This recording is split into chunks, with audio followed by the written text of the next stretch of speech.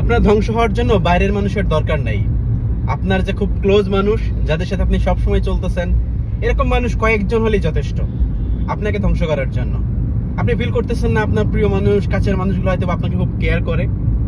আপনি 2 দিন তাদের কাছ থেকে দূরে থাকেন, দেখবেন আপনাকে খোঁজ দিবে না।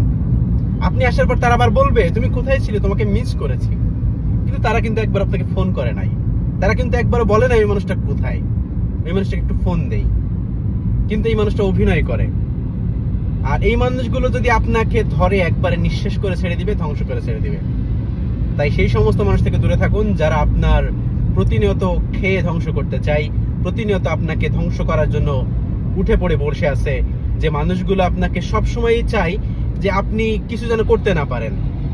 আপনি যখন ভালো কিছু করবেন দেখবেন সেই মানুষগুলো বিভিন্ন রকম কথা বলবে, না হয়তোবা সৃষ্টিকর্তা দিয়েছে, হয়তোবা ভাগ্যে লেখা ছিল, কিন্তু আপনার যে পরিশ্রম এগুলো কেউ ফিল করবে না। আসলে কি জানেন, আপনার যদি প্রিয় মানুষগুলো ভালো হয়ে থাকে তাহলে দেখবেন আপনি অনেক কিছু করতে পারবেন, অনেক দূর এগিয়ে যেতে পারবেন। আর যদি প্রিয় মানুষগুলো সঠিক না হয়ে থাকে তাহলে কখনোই আপনি এগিয়ে যেতে পারবেন না। তবে এই সমস্ত মানুষ থেকে দূরে থাকুন যারা আপনার ধ্বংস করার জন্য বা আপনার পিছনে সমালোচনা করে, বাজে কথা বলে। আপনি জানেন কোনো কারণে যে সেই মানুষগুলো আপনার ধ্বংস করতে চায় বা আপনার শত্রুতা করে। সেই মানুষগুলোর থেকে একটু সতর্ক থাকুন, দূরে থাকুন। সবসময় মনে রাখবেন আপনার প্রিয় মানুষ, আপনার শুভাকাঙ্ক্ষী কিন্তু সবাই আপনার ভালো চায় না। একটু মিলিয়ে নেবেন কথাগুলো।